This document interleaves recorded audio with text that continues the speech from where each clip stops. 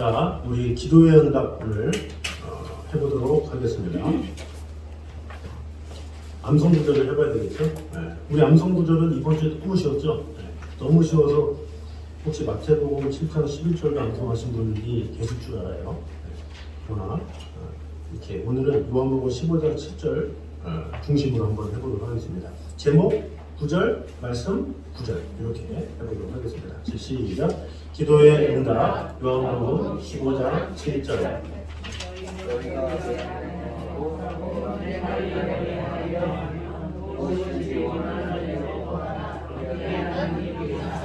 요한복음 15장 7절 말씀. 아멘. 자, 한번 더 해보겠습니다. 시작. 기도의 응답 요한복음 15장 7절.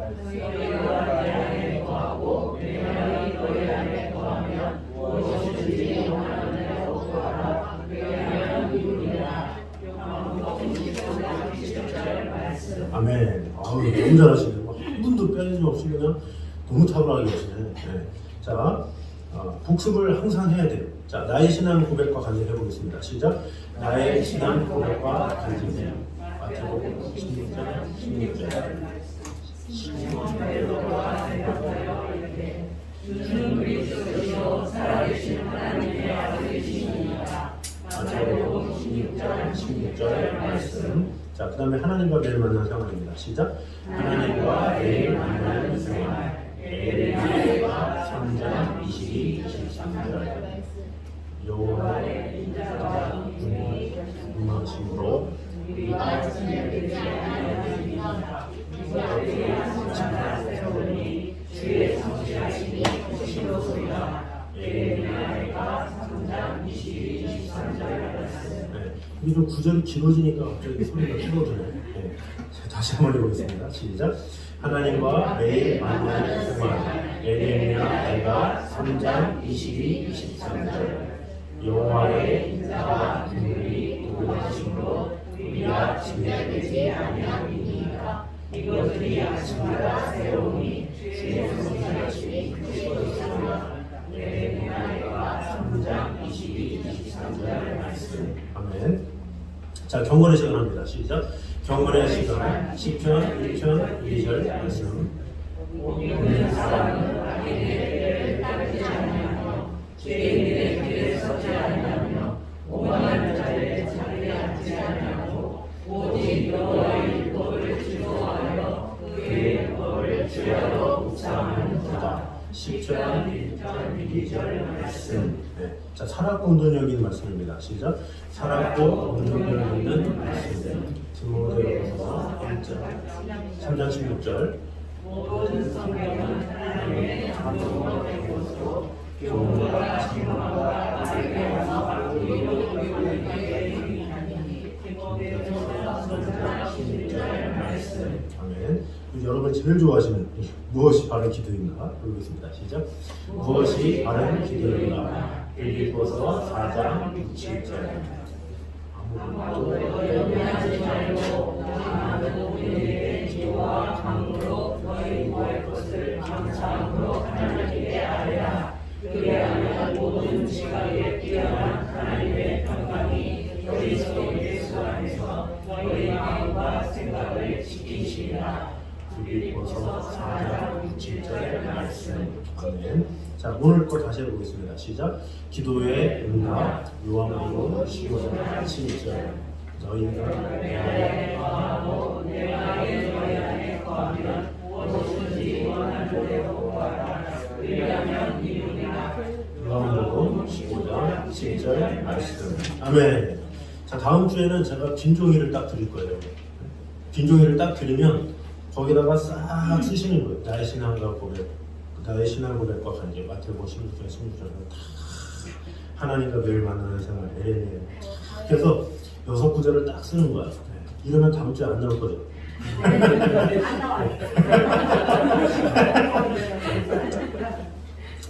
계속 복습을 하셔야 돼요. 다음 주에는 선교사님 말씀이 있어서 한 주 텀이 있잖아요. 그러니까 이 6구절을 계속 읊조리시고 제가 나눠드린 걸 방에다 붙이세요. 그래서 계속 이렇게 읽으시고 계속 반복하시면 돼요. 우리가 저기 에덴마트 가서 수박 싸게 사면 그 가격 안 잊어버리잖아요. 그 가격, 뭐 싸게 산 거 이런 거 다 기억하잖아요. 그 마음에 있으면 기억이 되고 마음이 없으면 기억을 못 하는 거예요. 그래서 기억력의 문제도 아니고 나이의 문제도 아니고 마음의 문제예요. 그래서 그 마음을 잘 이렇게 하셔서 이렇게 같이 하실 때 이렇게 해주시면 감사하겠습니다. 자, 우리 기도의 응답입니다. 자녀를 양육해오면서 자녀로부터 소외감을 느낀 적이 있는지 그런 적 있으세요? 자녀를 기르는데 소외감을 느껴. 이 자녀가 내 마음을 못 알아줘. 그것만큼 괴로운 게 없어요. 우리는 빈자리, 마른 자리 다 하면서 마음을 다했는데 자녀는 그 마음을 모르면 있는 것처럼 마음이 안타까운 게 없어요. 또 반대로 부모님 몰래 가슴 앓이 한다. 이거 부모님한테 또 참 말을 할 수도 없고 나는 억울하게 또 이런 경우도 참 많아요. 그래서 오늘은 그런 얘기예요. 사실 기도의 응답이라는 게 사실 하나님과의 관계 가운데서도 하나님은 어떻게 보면 가장 가슴앓이를 많이 하시는 분이에요. 이게 구약의 내용을 보면 다 하나님 가슴앓이에요.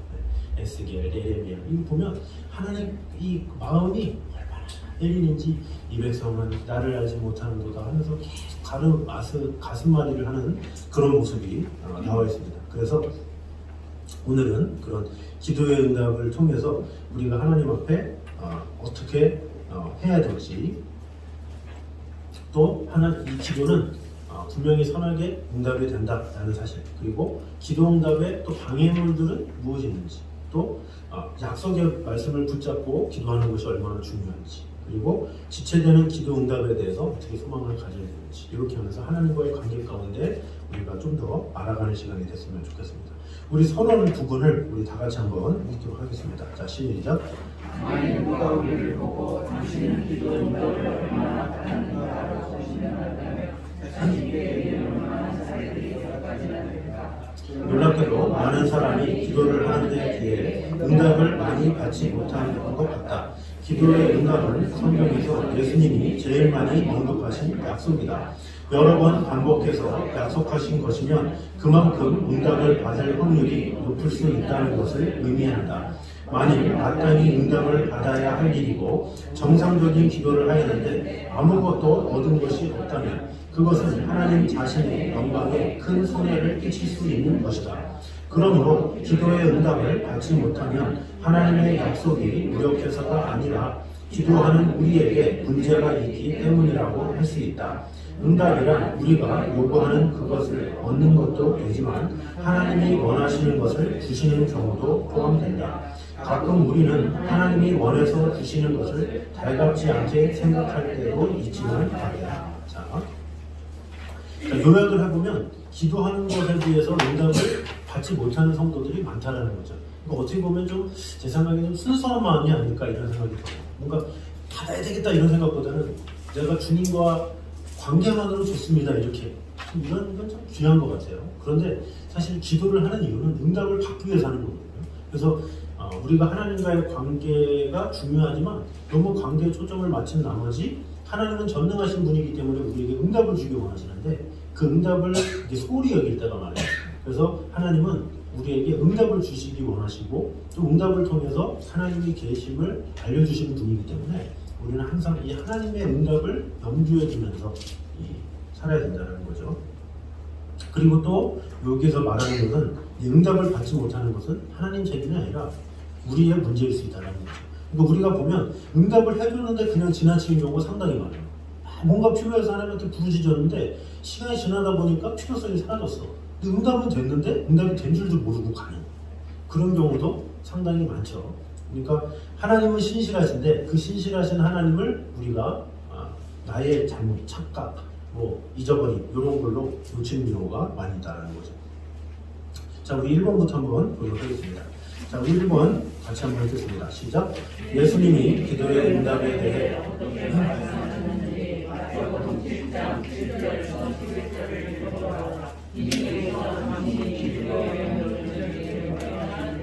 네, 자, 즐겨 외우는 구절 다 알고 계시죠? 네, 마태복음 7장 7절에서 11절 한번 보겠습니다.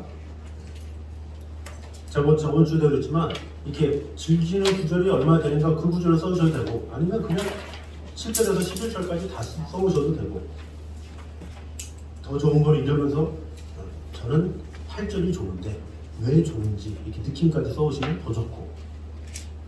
자, 7절에서 11절 한번 읽어보겠습니다. 시작.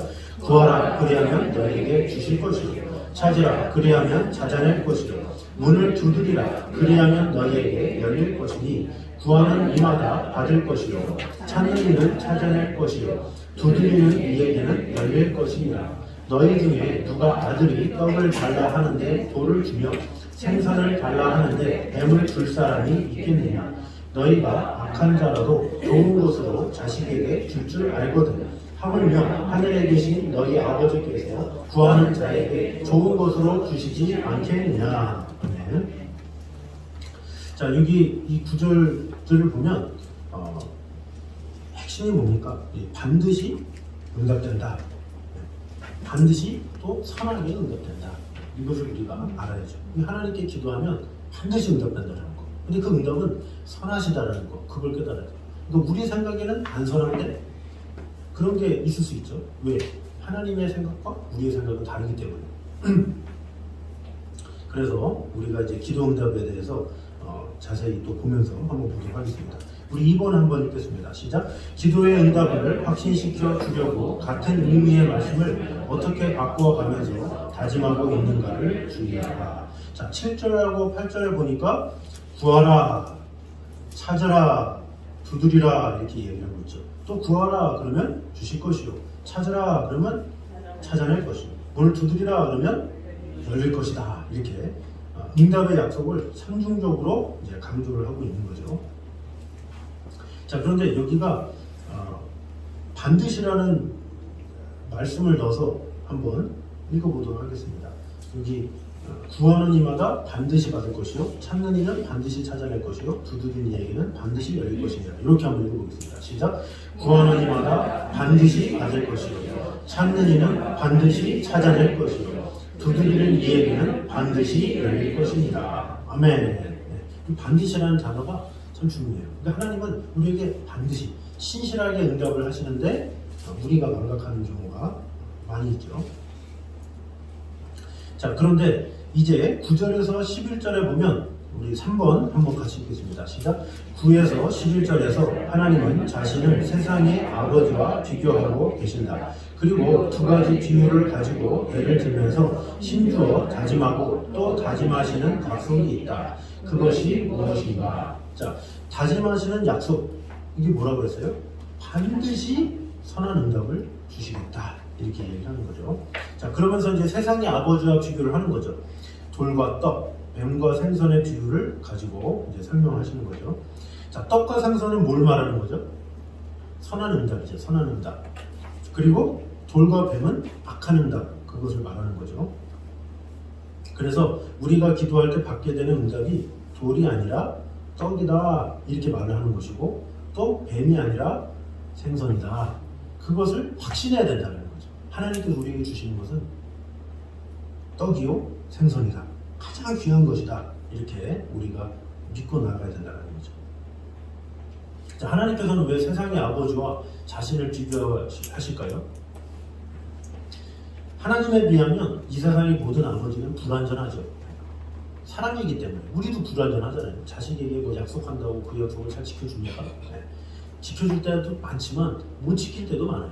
그러니까 힘이 없어서도 그렇고 잊어버려서도 그렇고 우리가 미치지 못해서도 그렇고 그런 경우가 많다라는 거죠. 또 하나님 뭐라고 그래요? 거짓이 많은 세상의 아버지가 많아요. 뭐 이게 뉴스에도 보면 나오잖아요. 저런 아버지가 있어. 그런데 그런 사람들도 자식에게는 이렇게 좋은 거를 줄 때가 많아요. 네. 이렇게 도둑들도 자기 자식들을 위해서 도둑질 한다고 하잖아요. 네. 그러니까 참 이 세상에 온전하지 못한 그런 사람들조차도 자기 자식에게 좋은 걸 주는 거예요. 하물며 완전하시고 전능하시고 의로우신 하나님이 우리에게 더 좋은 것을 안 주시겠느냐 이런 말씀이죠. 자, 4번 한번 읽겠습니다. 시작. 우리는 이 정도의 다짐을 받고도 번번이 하나님을 의심하는 버릇이 있다. 당신의 경우를 한번 이야기해보라. 자, 이 자녀들이 우리가 두세 번 약속을 했어요. 근데 자녀들이 그걸 자꾸 의심해. 주는 거 맞아요? 하기로 한 거 맞아요? 만약에 계속 그런다 그러면 기분이 엄청 안 좋겠죠.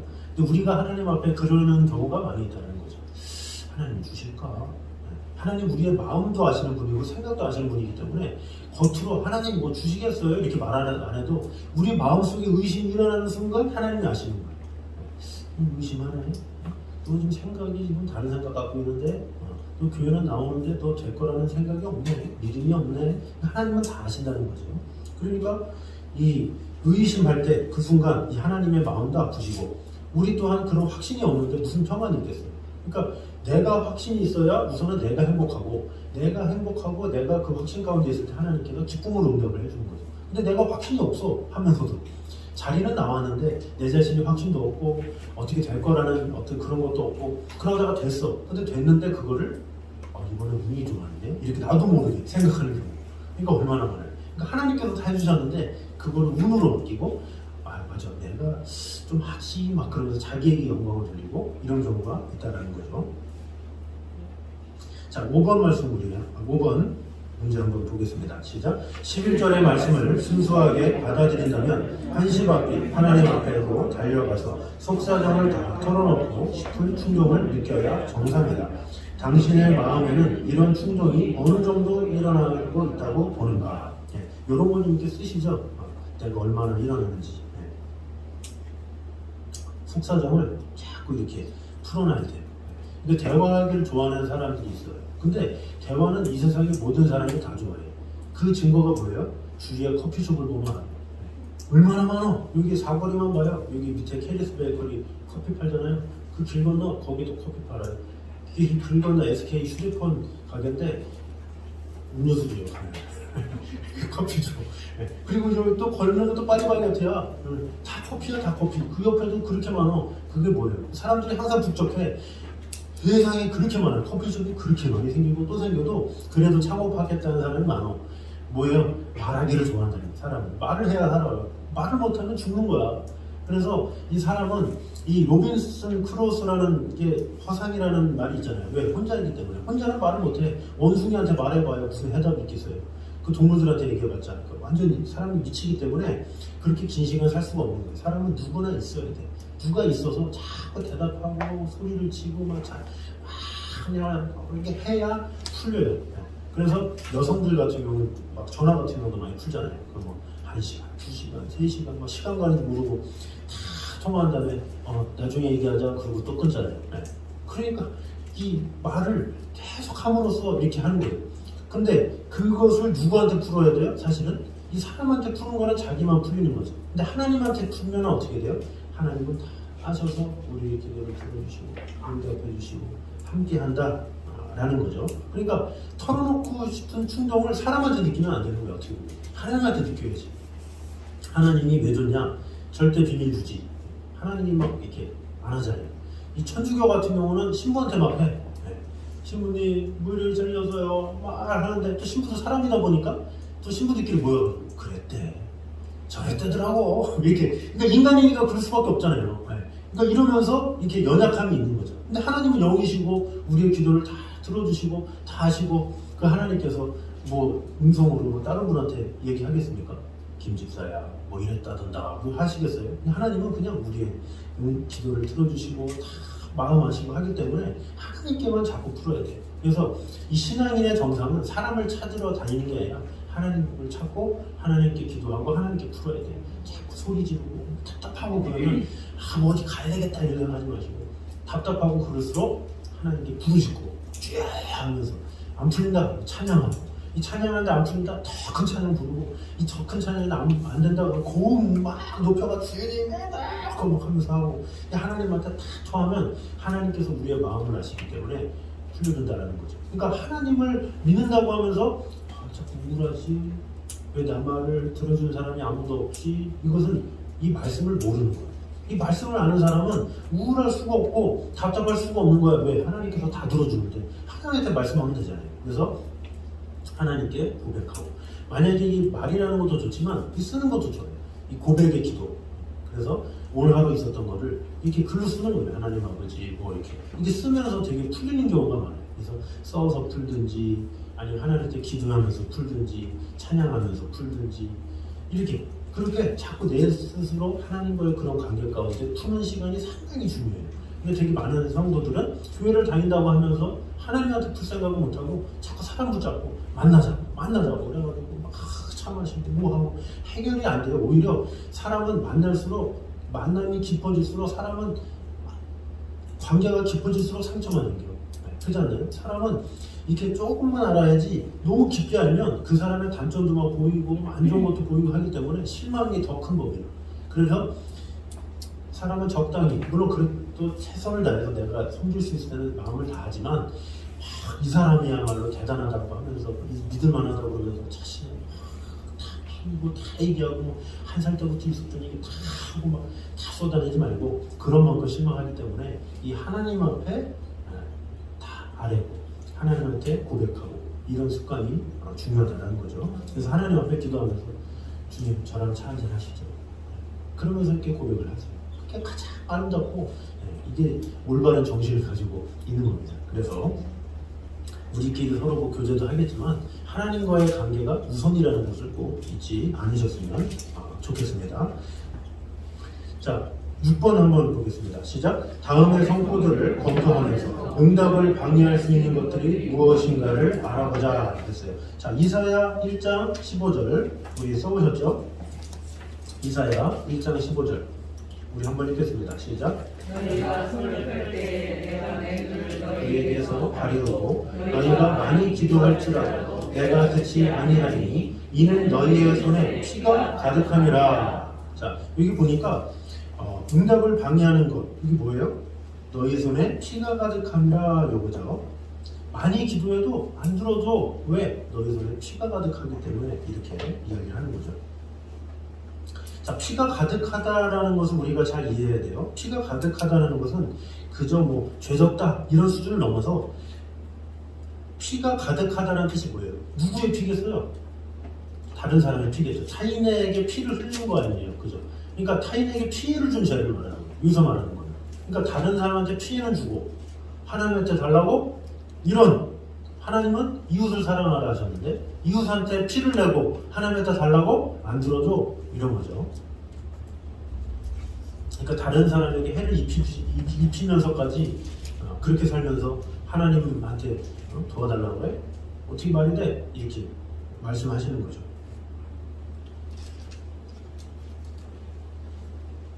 그래서 여기서 말하는 것은 이 사람들에게 저지르는 죄를 말하는 거죠. 다른 사람한테 피해 주고 막 이러면서 하나님한테 호소하고 또 이러면 안 되겠죠. 나를 통해서 사람이 세워져야 되는데 다른 사람에게 피해가 되면 안 된다는 거죠. 자, 마태복음 6장 14절 15절 마태복음 6장 14절 15절 응답을 방해하는 것들 두 번째 14, 15절 시작. 너희가 사람의 잘못을 용서하면 너희 하늘 아버지께서도 너희 잘못을 용서하시려니와 너희가 사람의 잘못을 용서하지 아니하면 너희 아버지께서도 너희 잘못을 용서하지 아니하시리라.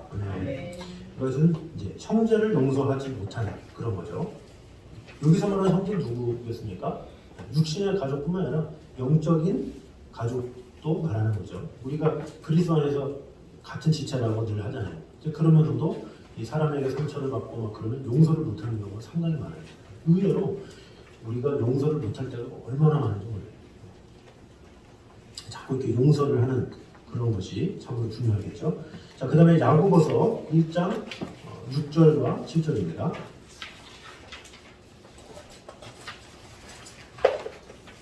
야고보서 1장 6절과 7절.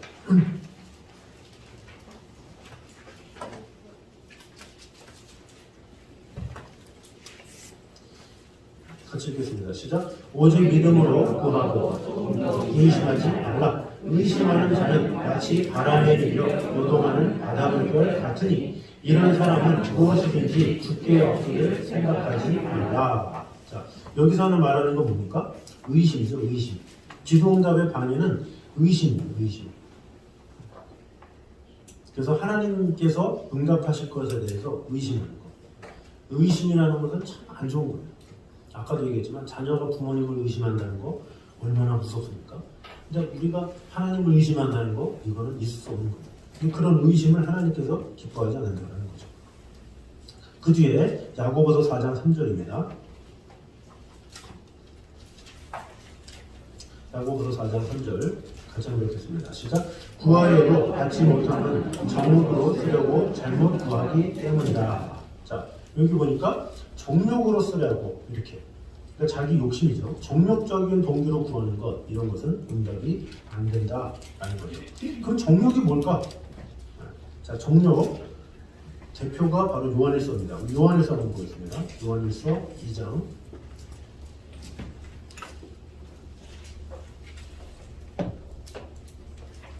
요한일서 2장 16절.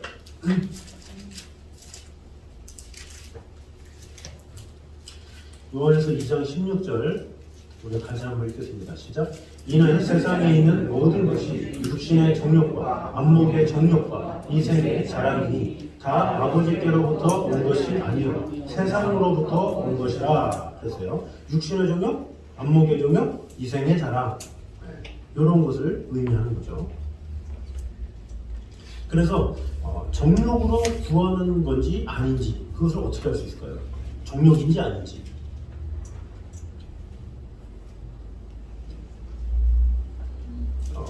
목적이 하나님의 영광을 돌리는 것이 아니면 정욕이 아니 정욕이에요. 그러니까 하나님의 영광을 위해서 우리는 구해야 되는데 보통 보면 하나님의 영광을 위해서 한다는 것보다는 나의 욕심을 위해서 구하는 경우가 많아요. 이런 것을 정욕이라고 해요. 그래서 우선순위는 항상 하나님의 영광이 돼야 돼요. 오직 하나님께서 영광 받아주시고 하나님께서 기뻐하시는 그런 방법으로 되기 원합니다. 이런 기도가 사실 올바른 기도겠죠. 그런데 이런 것을 빙자한 나의 욕심, 나의 실수, 이런 것을 채우려고 하는 것은 잘못된 거다라는 거죠.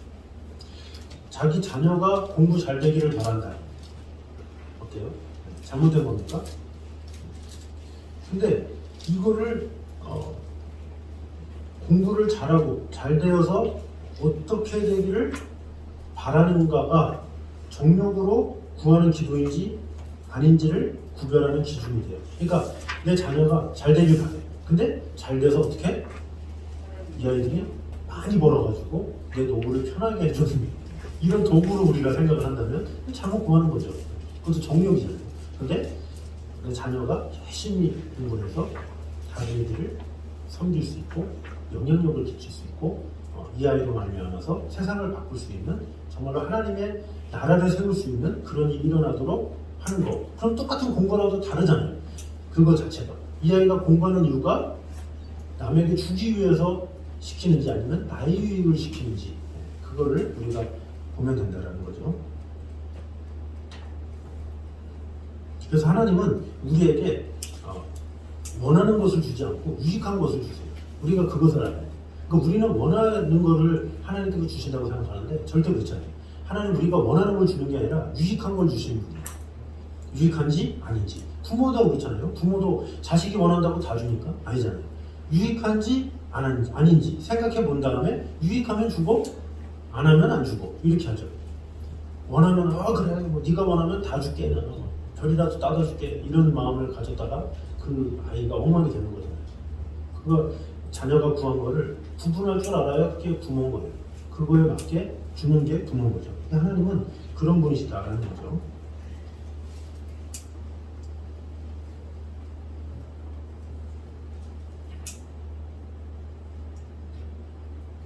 자, 그래서 여기 기도응답을 방해하는 것이 이제 4가지가 있다고 그랬죠. 4가지. 그래서 이 4가지 다른 사람에게 피해를 주는 것, 용서하지 못하는 것, 의심하는 것, 정욕적인 동기를 구하는 것, 이런 것들로 말미암아서 이것이 기도응답의 방해물이고 이것들 때문에 응답을 받지 못한다. 그럼 반대로 어떻게 돼요? 이 방해물들을 제거하면 응답을 받을 수 있다는 거죠. 그럼 어떻게 돼요? 다른 사람을 위하는 삶을 살아야 되겠죠. 다른 사람을 도리어 섬기고 사랑하면서 하나님께 구해야 돼요. 그리고 내가 혹시 누구를 용서하지 못했다 그러면 용서해야 돼요. 그리고 하나님에 대해서 의심한다 그러면 의심을 하지 말고, 그리고 정욕적인 동기로 구했다면 정욕적으로 이제 구하지 말고, 이렇게 해야 응답을 받게 되죠. 그래서 그런 네 가지 외에 응답을 방해하는 다른 예들도 상당히 많이 있죠. 이렇게 부부 갈등이라든지 형제간의 불화라든지 뭐 이런 것도 어떻게 보면 하나님의 기도 응답에 엄청나게 방해가 돼요. 이렇게 성도들 사이에서도 되게 꺼리끼는 마음이 뭔가 있다든지 가족이든지 누구든지 항상 이 꺼리끼는 마음이 있다는 것은 아주 힘든 거고 하나님께서 응답하실 수 없는 그런 부분 중에 하나라고 볼 수가 있습니다. 자, 7번 우리 한번 읽겠습니다. 시작. 어떻게 하면 응답을 빨리 받을 수 있는지에 대해 모세가 우리에게 가르쳐준 방법이 하나 있다. 먼저 출애굽기 32장 18절을 읽어라. 하나님이 진노하신 이유가 무엇인가? 그리고 11절에서 13절을 읽고 모세가 이스라엘 백성을 위해 간청한 내용이 무엇인지 살펴보라. 자, 출애굽기 32장을 보겠습니다. 출애굽기 32장은 모세의 기도가 나오죠. 모세가 40일 동안 시내산에서 하나님과 교제하고 있을 그때에 이스라엘 백성들은 아론과 함께 금송아지 우상을 만들고 숭배하고 있었죠. 그래서 이에 분노하신 하나님께서 이스라엘 백성들을 멸하겠다 이렇게 말씀하실 때 모세가 하나님께 이스라엘을 중보하는 내용입니다. 그게 출애굽기 32장 7절과 8절입니다. 같이 한번 읽겠습니다. 시작. 여호와께서 모세에게 이르시되 너는 내려가라. 내가 애굽 땅에서 인도하여 낸 내 백성이 부패하였도다.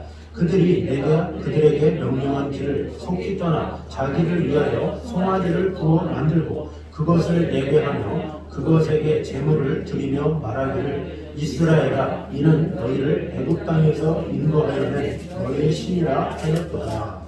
네. 자, 지금 이스라엘 백성들이 그렇게 범죄한 상황이죠. 자, 진노를 했는데 그것에 대해서 모세가 어떻게 간청했느냐? 11절에서 13절입니다. 읽어보겠습니다. 시작.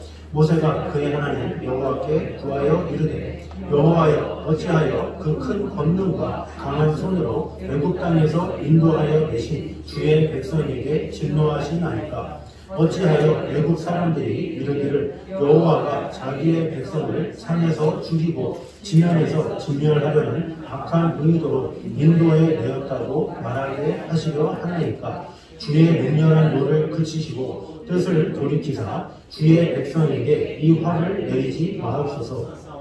주의 종 아브라함과 이삭과 이스라엘을 기억하소서. 주께서 그들을 위하여 주를 가리켜 맹세하여 이르시기를 내가 너희의 자손을 하늘의 별처럼 많게 하고 내가 허락한 이 온 땅을 너희의 자손에게 주어 영원한 기업이 되게 하리라 하셨나이다. 아멘. 자, 여기 이제 모세의 강구가 이렇게 나오죠. 자, 하나님이 진노하신 이유는 백성들이 금송아지를 만들고 우상숭배해서, 그리고 간청한 내용은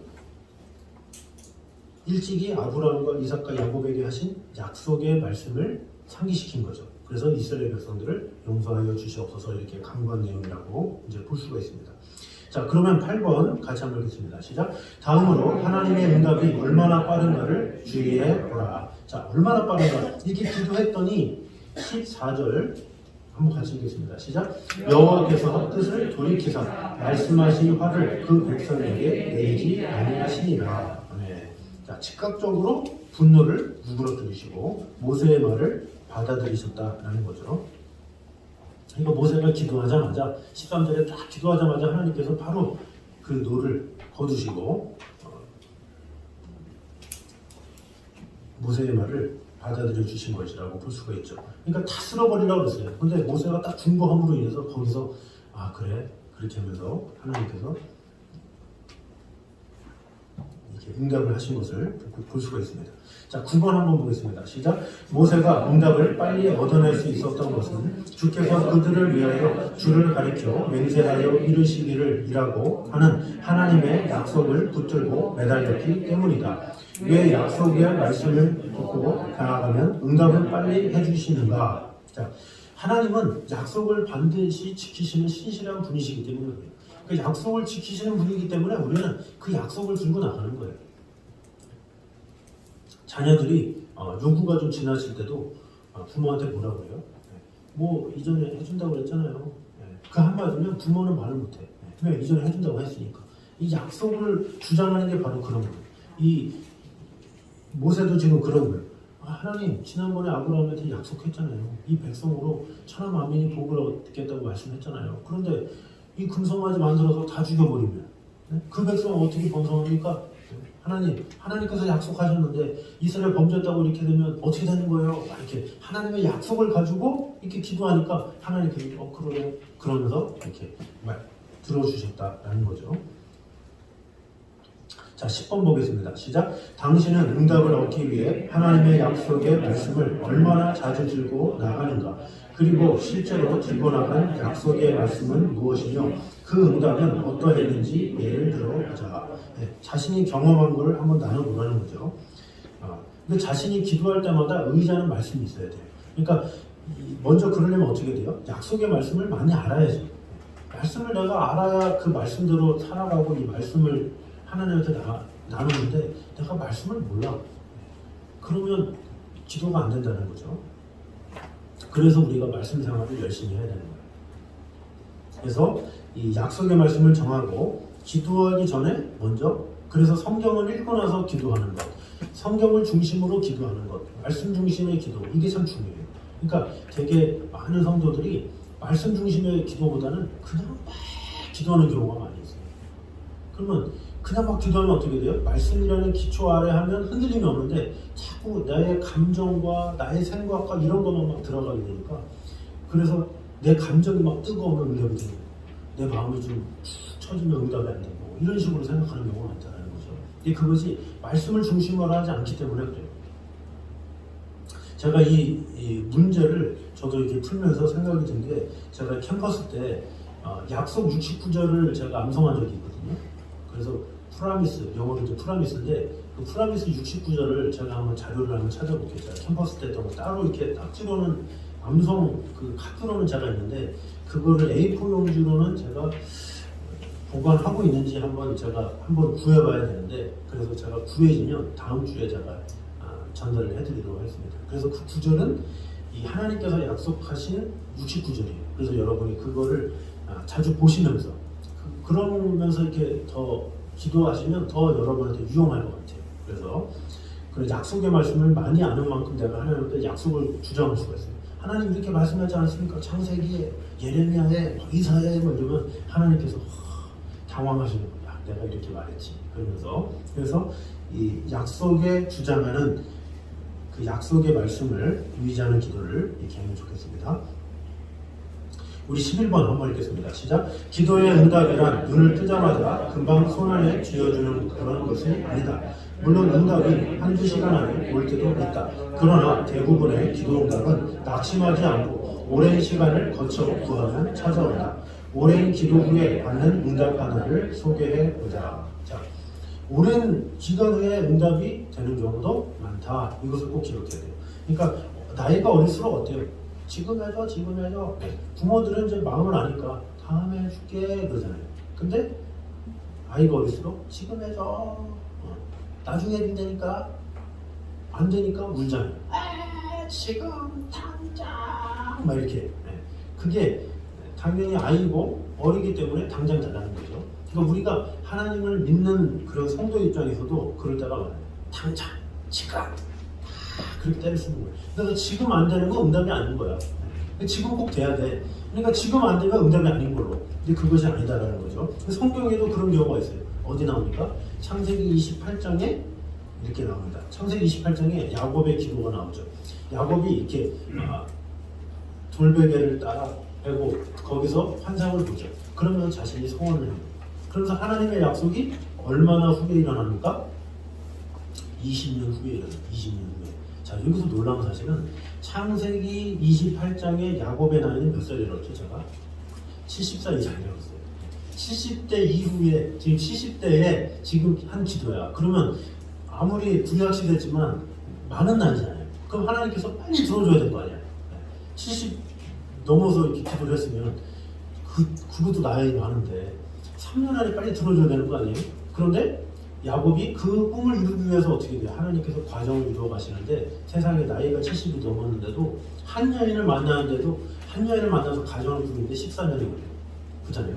라헬을 만났는데 이뻐, 아름다워, 같이 살기 원합니다. 그러면 그래 너한테 7년간 봉사해. 세상에 70대 이제 되신 사람한테 7년을 봉사해야 딸을 준다는 게 말이 돼요? 그래서 7년을 했더니 언니를 주잖아요.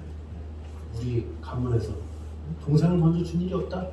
그래서 언니를 데려가고 딸을 줄 테니까 7년을 더 해라. 그러면서 14년 동안 그렇게 하고 또 6년이 지나고 나서야 그러면서 하나님께서 풍족하게 해주셔서 약속을 지켜주세요. 그러니까 70대 했던 모든 약속이 언제 이루어지냐? 90대에 이루어진 거예요. 그러니까 하나님의 약속이 엄청 더디지만 그러나 결국엔 성취되었고 결국엔 이루어졌고 결국에는 하나님의 큰 축복이 이루어졌다라는 것입니다.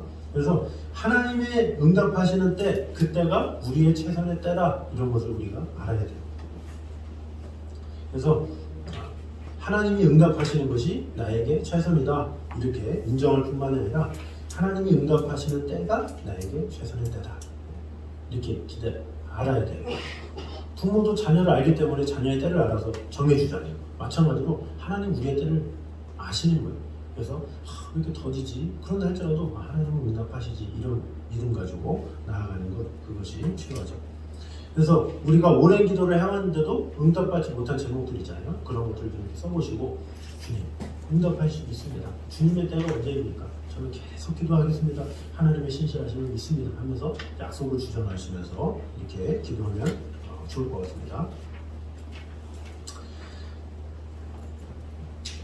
자 마지막 12번 한번 읽겠습니다. 시작. 당신의 기도 생활에 대해서 다른 형제들과 비교하면서 고쳐야 할 것이 없는지 살펴보라.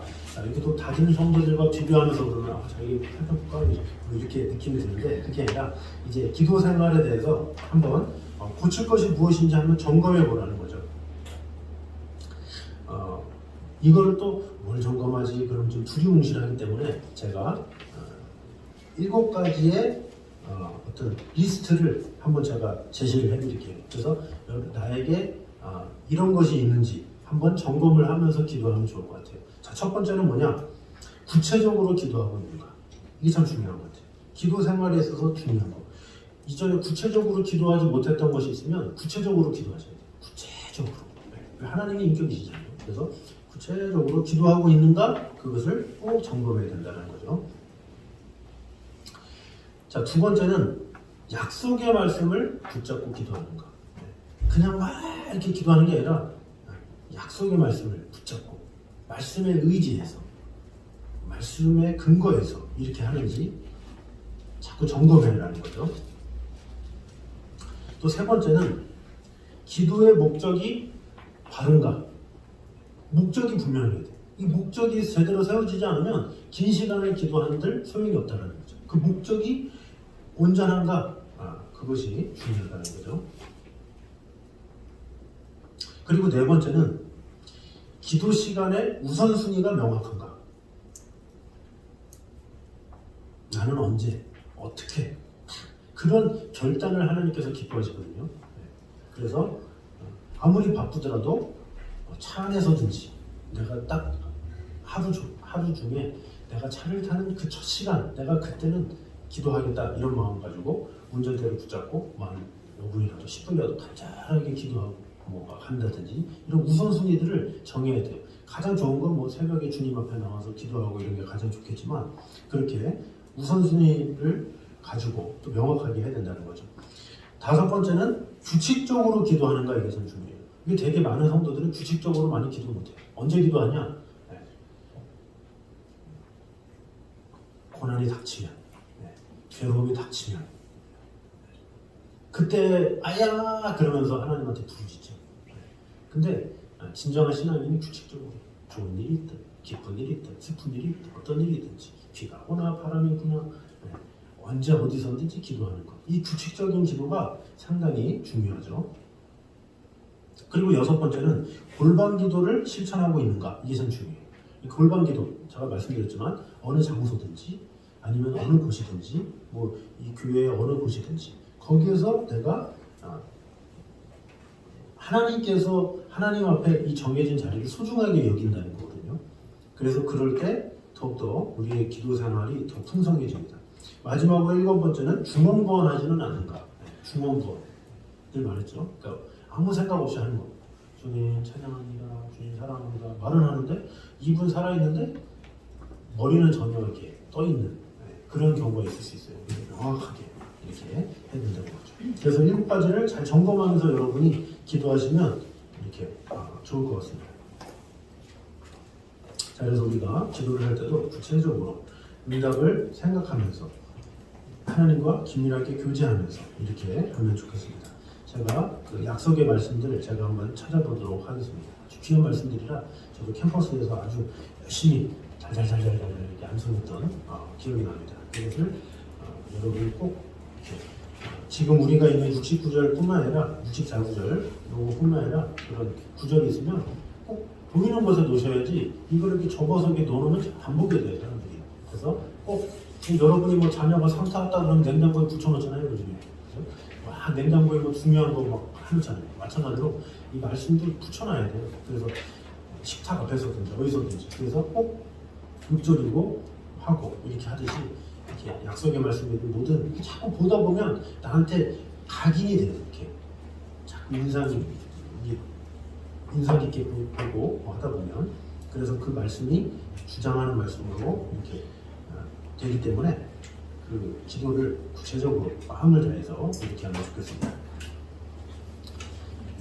자, 우리 다음 주에는 우리 인도 선교사님 우리 선교 보고와 말씀이 있는데 꼭 같이 이렇게 참석하셔서 그 인도에서 있었던 많은 이야기와 여러 가지 상황들 얼마나 이 코로나로 인해서 한국도 몇 년 동안 못 오고 얼마나 답답했겠습니까? 그 젊은 나이에 참 이렇게 가정을 다 같이 이렇게 해서 한다는 것이 정말로 귀한 일이에요. 근데 그런 선지를 들으면서 같이 우리는 함께 할 수 없지만 우리가 또 이렇게 구출로도 후원하잖아요. 그래서 기도로도 후원해야 돼요. 또 잘 알아야 우리가 잘 중보기도 해줄 수가 있어요. 그래서 다음 주에도 뜨겁게 귀한 시간 보내면 좋겠습니다.